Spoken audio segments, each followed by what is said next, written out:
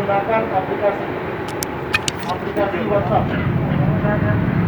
Dalam aplikasi WhatsApp itu, Syederalun, penyidik Satreskrim Polres Langsa menetapkan 2 tersangka kasus prostitusi online yang terjadi di Gampung Sidorejo, Kecamatan Langsa Lama.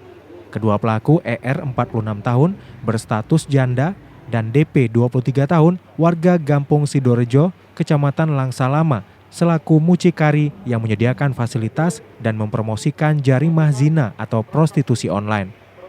Hal itu disampaikan Kapolres Langsa AKBP Agung Kanigoro melalui Kasatreskrim Ibtu Krisna Nanda Aufa saat menggelar konferensi pers di halaman Mapolres setempat Selasa 12 Oktober.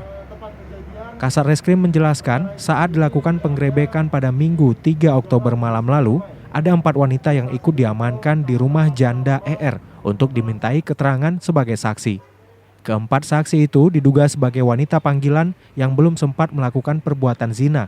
Namun ke depan kemungkinan mereka juga akan ditetapkan sebagai tersangka.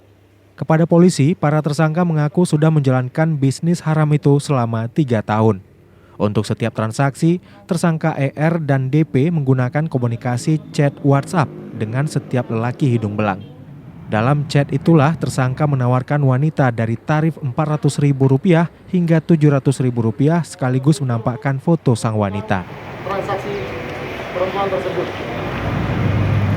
untuk menjemput si pelanggan tempat kejadian perkara ini sendiri berada di Jalan Dusun Damai.